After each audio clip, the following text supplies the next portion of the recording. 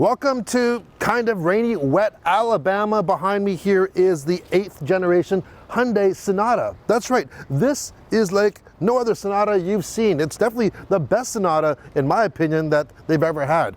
Let's find out more about it.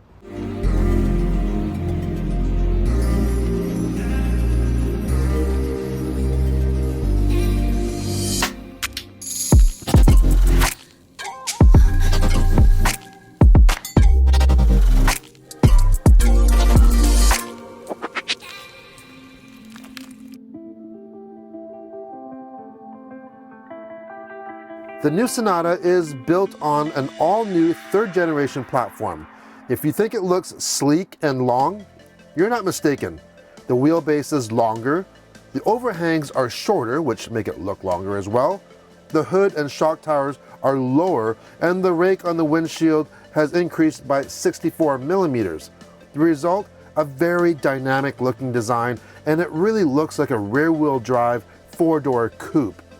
One of the most striking features is how the light feature and chrome blend together and flow right around the passenger compartment. This they call the dynamic lasso. The front is so clean looking with a hood that flows directly into the grille with no broken lines. Front LEDs are reflector style, whereas if you opt for the top ultimate trim, you get projector style LEDs. The rear also features a long continuous light bar, also emphasizing a dynamic look. Wheel size range from 17 to 18 inch, and new to the Sonata, this glowing yellow color, which I love. All right, this interior is nice. It is streamlined, it is sleek, just like the outside. Now this is the ultimate version, that's what we call it in Canada, which is the top model. This gets leather seating surfaces, heated and ventilated seats in the front, heated seats in the rear. You get a standard heated steering wheel. In behind the steering wheel, you either have an analog setup, or on the top trim, you get a digital dash. What's nice about that digital dash on the top trim is you get the blind view monitor. So when you signal left or signal right, the cameras in the side view mirrors give you an image right in the center. You also get a head-up display. In the middle, you get a 10.25-inch infotainment screen. Apple CarPlay, Android Auto comes standard. Anything below the top trim, you get an 8-inch screen, still a good size. And check out these vents. They've tried to make it so streamlined, very thin, elegant looking vents. But they had to work really hard at that, because when you get a smaller opening trying to push through the same amount of air, you can get a lot of hissing and loud noises. Did not experience that at all. Then you have that dynamic lasso type of motif on the interior as well in this satin trim. Check out the door handle, or the door grab area. It's hidden, essentially. A nice long armrest here. Sport models and up get a large panoramic roof, and this Ultimate also gets wireless charging, but it's a quick charging system with a cooling fan so your devices don't overheat. This new platform allows for easy in and out for the rear seats. Also a lot of hip room and headroom. Considering this kind of looks like a 4-door coupe, you wouldn't think there's so much headroom, but there's a lot there. And I think this is quite unusual. Check out the steering wheel. It's like a flat bottom steering wheel, except it has the round part put back in. It gives you a lot of grab areas, and yeah, and a nice metal finish on the inside as well. Also, you have paddle shifters in behind. Okay, here's a real cool new feature called Remote Smart Parking Assist. We've seen a similar product in the Hyundai Nexo, their flagship hydrogen vehicle. And so what it is, imagine this. So you have a real tight parking spot you want to get in or out of. Maybe you live in an apartment building, you have a concrete post there. So what you do is your car can be running, or you can use the remote start. There we go. It starts. We have a park out and park in button. So we want to pull the vehicle out, for instance, and you got to be fairly close to the vehicle, but we're going to hit that button. Lights come on. I just heard the transmission engage, and now it's pulling out of this tight spot. Now, if something goes in front of it, an object, for instance, or me, it stops. Whew. Anyways, if I step back, it's going to re-engage itself and completely pull out of the spot for me. And the opposite is if I want to pull into a spot, I can line it up. So let's stop here. We're going to push the opposite button here, and we are going to now pull it in. So there's that tight spot. Well, there's the post there, and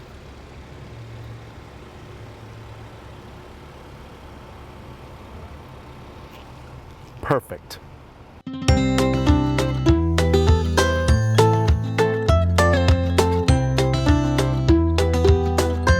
Boy, have we got a trip. Doesn't get any better for a test drive than actually taking the car basically as it comes off the line from the factory in Alabama.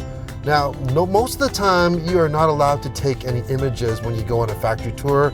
I have a little bit of a special here. Have a look at some of these images from this Hyundai factory.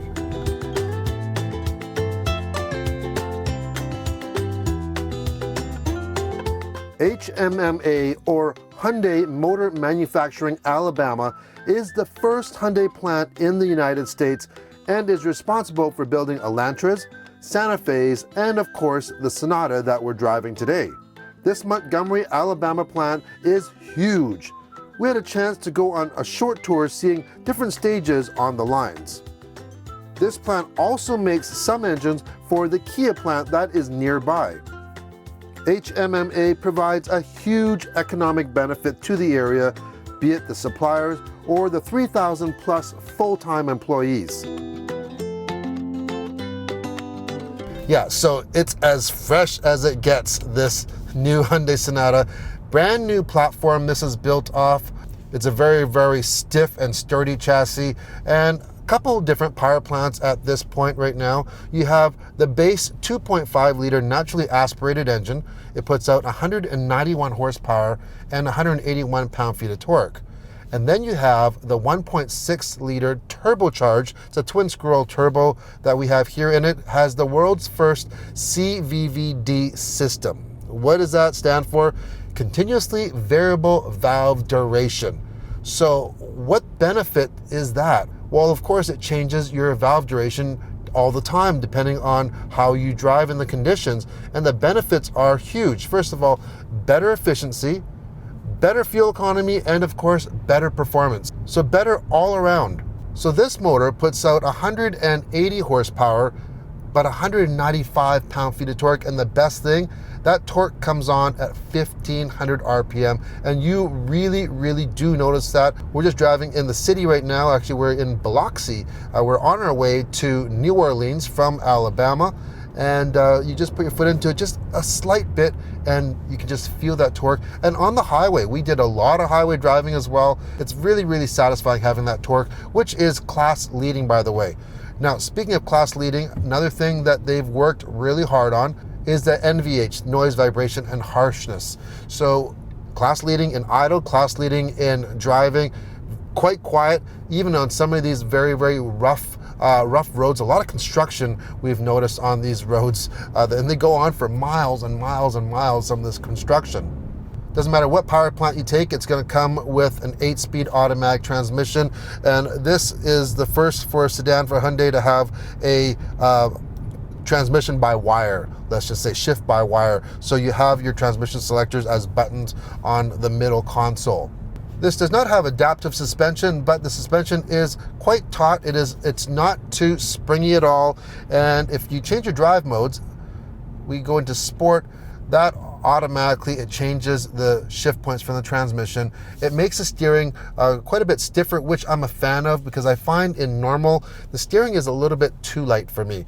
But guess what? If you go into custom, you can change it however you want. So if you want a sport mode with an easy steering or a normal mode with hard steering, you can do that. There's also a smart mode, which is kind of adaptable. It adjusts the steering and your transmission and your engine mapping according to your driving style.